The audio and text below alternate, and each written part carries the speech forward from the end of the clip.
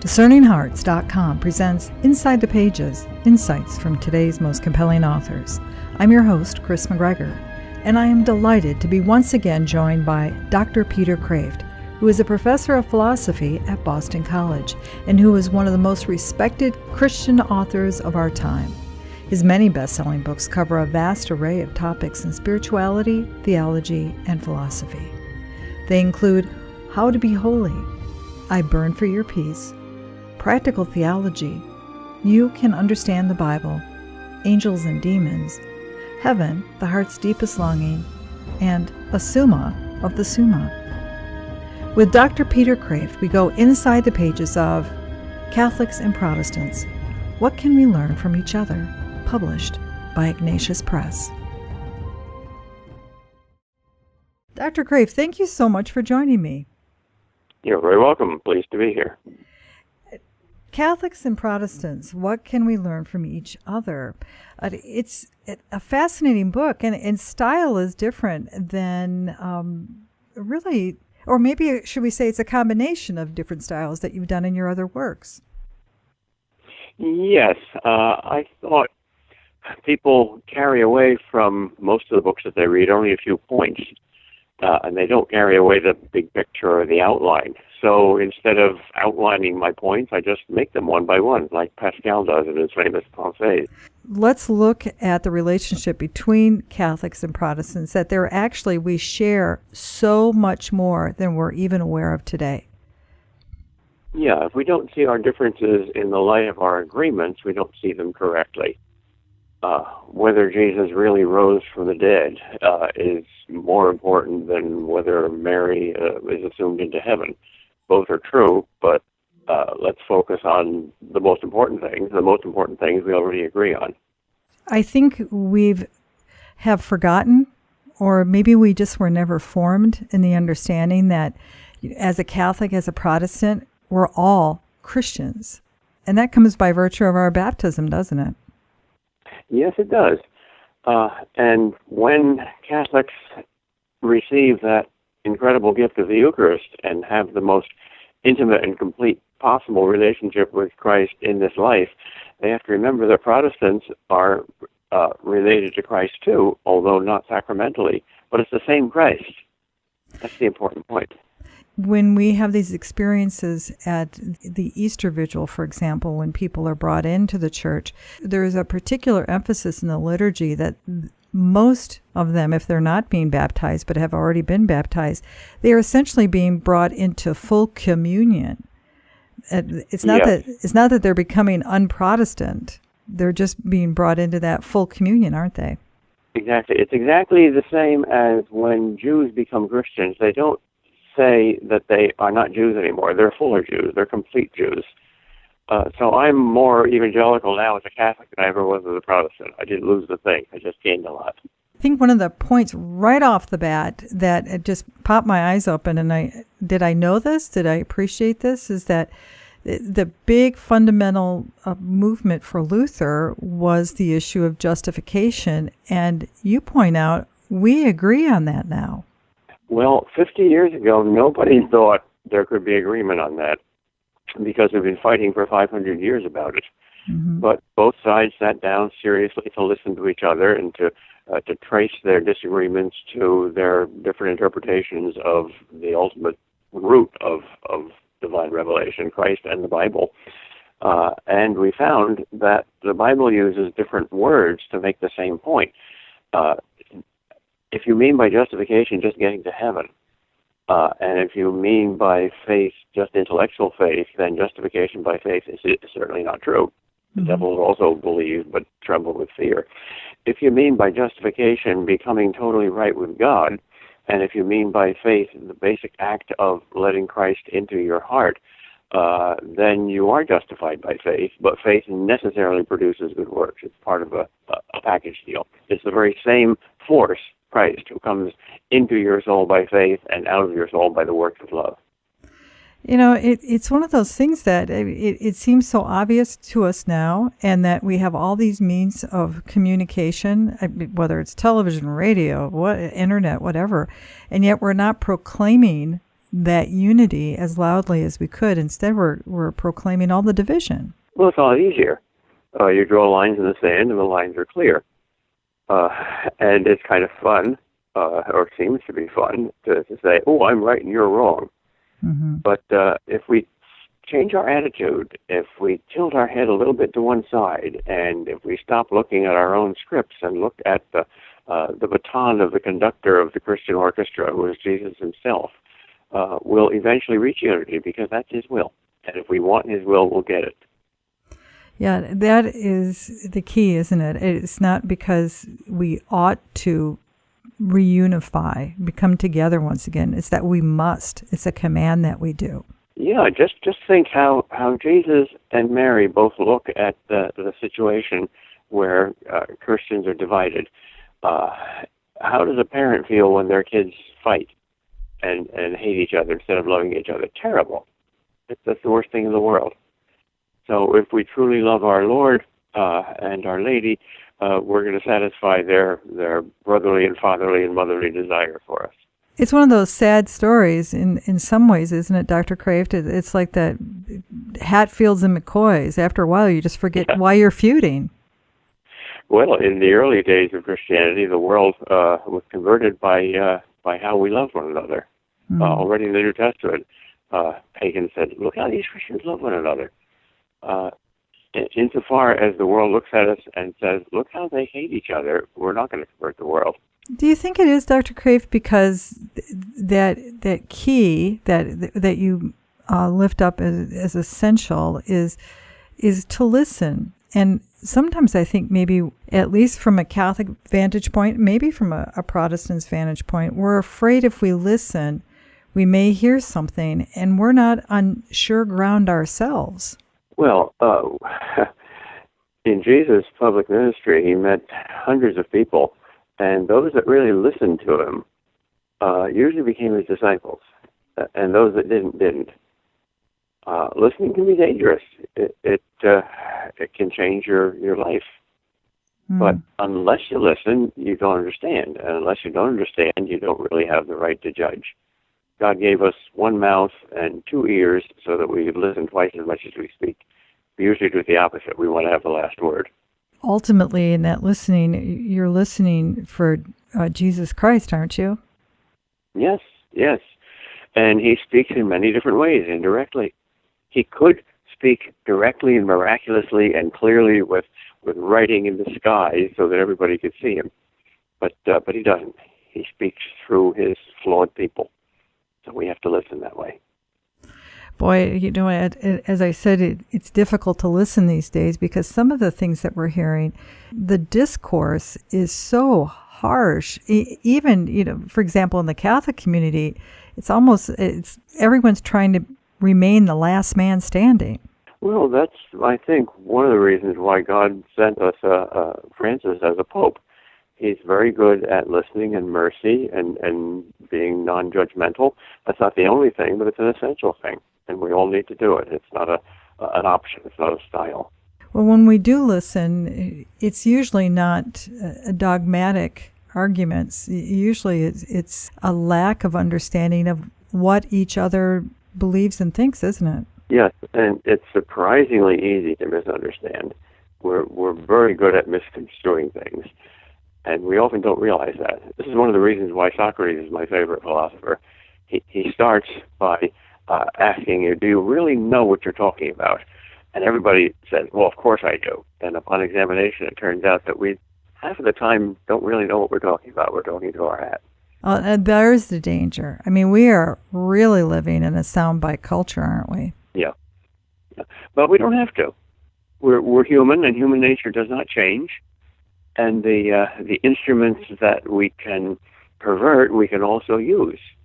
And modern media can be a marvelous instrument for understanding and spreading the gospel. And it can also be a great instrument for misunderstanding it and perverting it. It's so interesting that you brought up Socrates, because one of my favorite lines in your book, Catholics and Protestants, what can we learn from each other? You talk about ecumenism, and that our first teacher in that is, of course, is Jesus Christ, but our second should be Socrates. Yeah, because the first lesson he always wants to teach you, which is lesson 1, is that you don't know nearly as much as you think you know. My favorite sermon of all time is a 4-word sermon that God himself preached to St. Catherine, a medieval mystic, when he said, I'm going to summarize all of divine revelation in 4 words. There's only 2 things that I'm trying to get across to you. I'm God, you're not. We keep forgetting that second thing. Yeah, that's very unfortunate. It's almost we put him in the peripheral, don't we? Oh, we're crazy. We're insane. But God dearly loves his severely retarded children. Well, if we do begin to listen, it's the voice that we have to hear. And I think he told that same mystic, St. Catherine, that if you're not hearing a voice that speaks virtue, watch out. I'm paraphrasing, of course. Yeah. Well, Ignatius of Loyola, the founder of the Jesuits, gave some very good psychological advice for discernment of spirits. He taught that we should look for God everywhere, try to see him everywhere, and to hear him everywhere. And when you hear rancor and hatred and dissent, that's not his spirit. And when you hear peace and truth and calm, that's his spirit.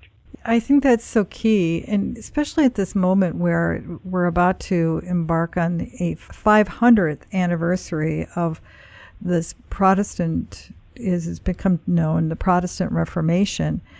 The fact that the number one issue, the primary issue for Luther was the justification issue, and that's been cleared up essentially. And that's a miracle. Yeah. That's the work of God. We have better hindsight than foresight.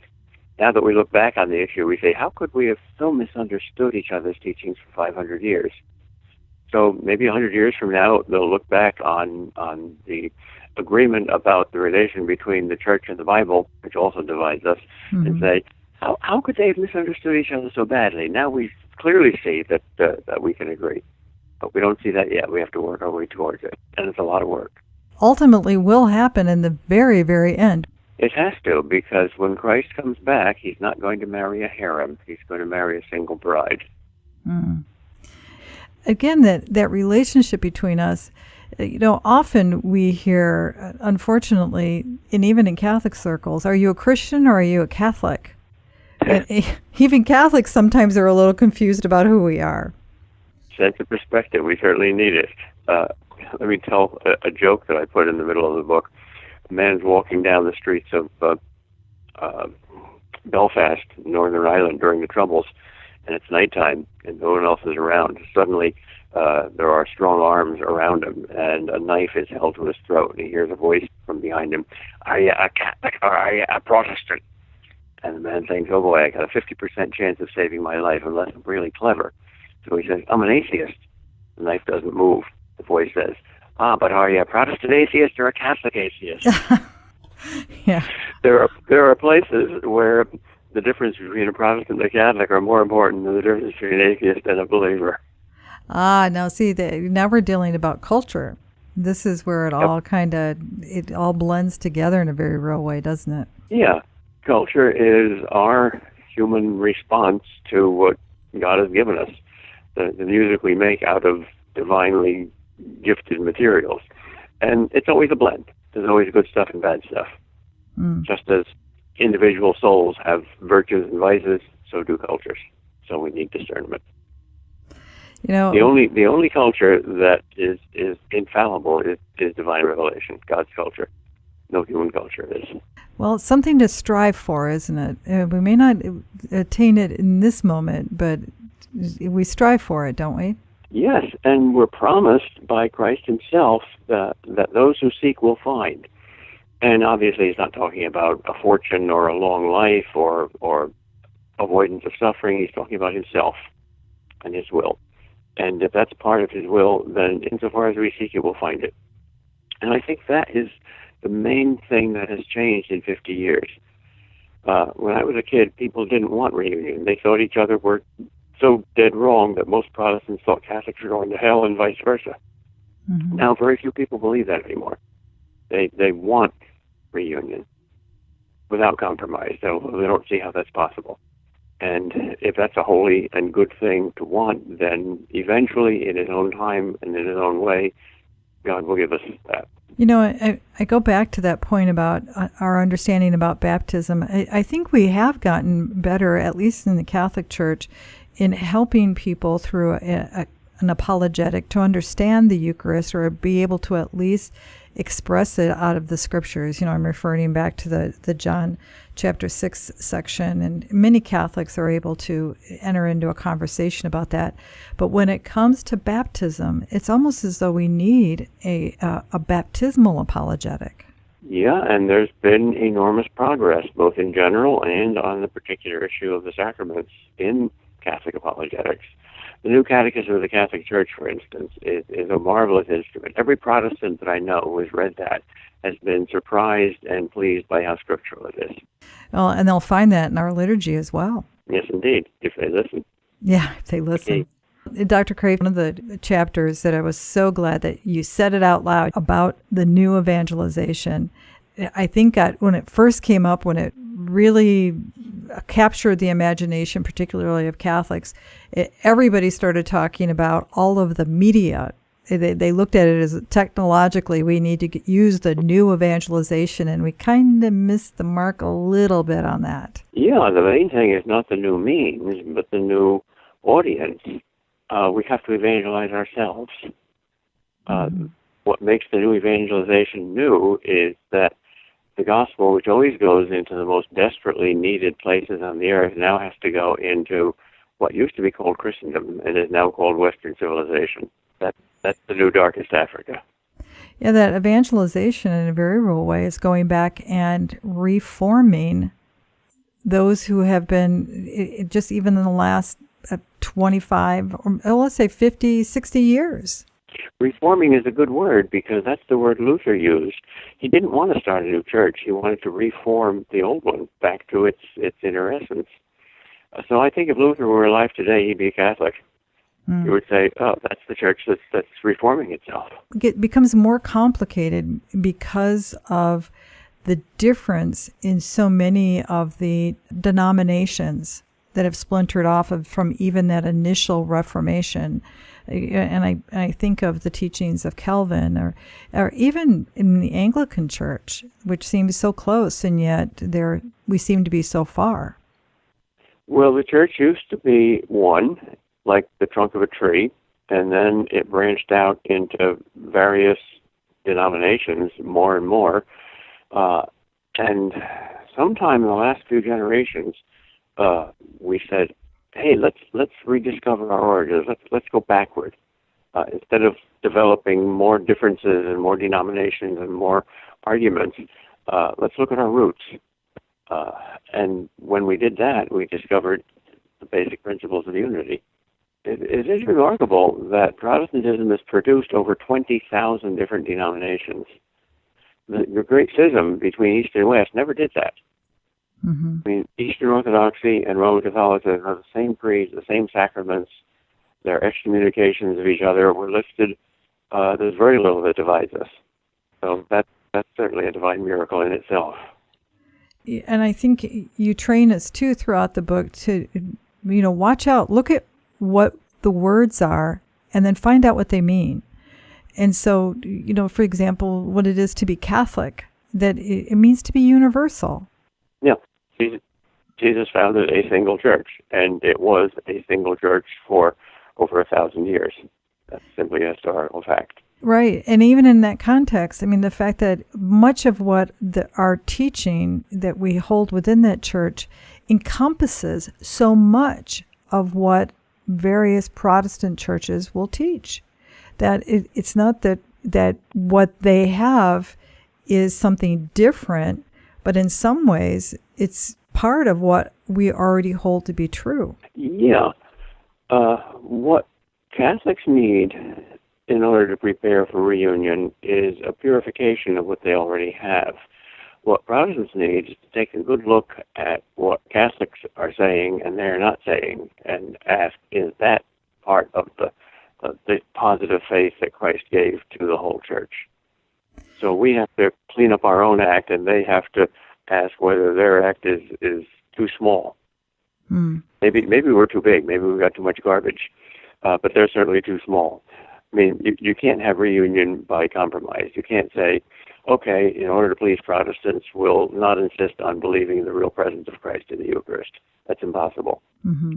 So we've got to reconfigure and re-express our own doctrine more clearly so that it's more comprehensive, not compromised, but more clear and winsome and winning to everybody. Protestant, Jew, Hindu, atheist, anyone. Is that the sheer beauty of what St. John Paul the Great started when he called for a catechism for the church, and how Cardinal Ratzinger, then who would become Pope Benedict XVI, how he fashioned it? Yep. And, looking at the minds behind the catechism and the things they've written, especially John Paul II, he's a brilliant philosopher, but very dense, very difficult. The Catechism is a marvel of simplicity. Anybody can understand it. It's a wonderful instrument of reunification. And it's the first official universal catechism in 500 years, since the Catechism of the Council of Trent, right after the Protestant Reformation. And I think that's not just a coincidence. I think it is the preparation for a new reunification. John Paul II himself said that the first 1,000 years of Christian history were the millennium of unity, and the next 1,000 years, starting with the Great Schism in 1054 and then the Protestant Reformation in 1517, the next 1,000 years are the millennium of Christian disunity, and the third millennium has to be the millennium of Christian reunity. What's so lovely about it is that not only does it articulate a teaching, it points us to so many others in its incredible footnotes and citations, particularly that of the saints and early fathers of the church. And through them, many Protestant leaders, teachers, by reading those fathers of the church, have found, or should I say they've listened and found what brings us together. Yeah, the history of the church is amazingly consistent. It grows like a tree, and it gets more full and complex and complete. But it's the same thing. When I was a Protestant reading the Church Fathers to try to prove to myself that they were all Protestants, and therefore I was in the right church, what struck me the most was the agreement for 1,500 years about the authority of the church and the primacy of the Bishop of Rome and the real presence in the Eucharist and the rightness of prayers to saints. Until the Reformation, there were not fundamental controversies about those issues. So I said to myself, wait a minute, did the Holy Spirit fall asleep for 1,500 years and then suddenly wake up with Luther and Calvin? That can't be. So the more you study history, the more Catholic you become. It will ultimately point us to, of course, to Jesus Christ. But again, not the Jesus Christ of history, but the real, very personal one that wants and desires that relationship, that died for that relationship with us. Well, that's the other great thing about the Catechism. It's Christocentric. It shows that Christ is not just one among many parts of our faith, but the center of the whole thing. That relationship, it's key. And that's something that our Protestant brothers and sisters have always looked at us and said, why don't you realize that is available to you? And we just didn't know how to express that relationship. Well, that's the main thing we need to do to clean up our act so that when Protestants come home, they recognize it as home. I like the image of the fire in the fireplace. We've got a marvelous big fireplace. But the fire looks kind of small, and the Protestants concentrate on the fire, and they've got a big fireplace, big fire, but suspicious of the fireplace. You need a big fireplace for the sake of the big fire, but you also need to put a big fire in that fireplace. Why is it, Dr. Kreeft, that when we are in times that seem peaceful, or relatively peaceful, at least in the United States, and we're prosperous, especially compared to the rest of the world, that we the divisions become so marked and we become so hostile to each other. And yet, when there are times of persecution and suffering, all of a sudden we unite. Why can't we always be united? Because we're fools and we're spoiled. And when things go easy, we get decadent and corrupt, which is why God allows persecution and suffering. It makes for saints and martyrs. The blood of the martyrs is the seed of the church.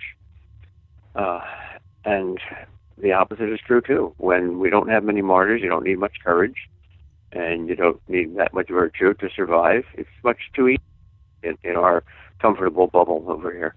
Isn't it interesting in news accounts of the horrendous persecutions that are inflicting Christians in the Middle East? You're not hearing Catholics, and you're not hearing Lutheran, or you're not hearing non-denom. You're hearing the term Christian persecution. Yeah. And massive conversions are happening for the first time in history in some of those countries where the persecution is the worst, especially in fundamentalist Muslim countries where you can lose your life for being a Christian. Miracles and visions are happening. It's very difficult to convert Muslims throughout history, partly because of the intense social pressure that they exert. But it's happening now. And most Christians don't even realize that the most watched miracle in history, the miracle that more people have seen than any other, happened in the 1990s in Cairo, Egypt, a suburb named Zaytun. The Blessed Virgin Mary stood on the dome of a Byzantine cathedral for 7 days in a row, making peace signs between Muslims and Christians. 2 million people saw that. Most of them Muslims, but also a lot of Christians. That's the most watched miracle in history. So I think God is doing something, not just to unite Christians, but also to reconcile Christians with non-Christians in many ways. Well, Dr. Kreeft, I wish we had more time. Any final thoughts? Just pray that thy will be done with the whole of your heart, and you'll get something, guaranteed. Well, Dr. Peter Kreeft, thank you so very much. You're very welcome. God bless you. With Dr. Peter Kreeft, we've gone inside the pages of Catholics and Protestants. What can we learn from each other? To learn more about this book or to obtain a copy, go to ignatius.com, the website for its publisher, Ignatius Press, or you can find it at any fine Catholic bookstore. To hear and or to download this conversation, or to access hundreds of other spiritual formation programs, visit discerninghearts.com. This has been a production of Discerning Hearts. I'm your host, Kris McGregor. We hope that if this has been helpful for you, that you will first pray for our mission, and if you feel us worthy, consider a charitable donation, which is fully tax-deductible to support our efforts. But most of all, tell a friend about discerninghearts.com and join us next time for Inside the Pages, Insights from today's most compelling authors.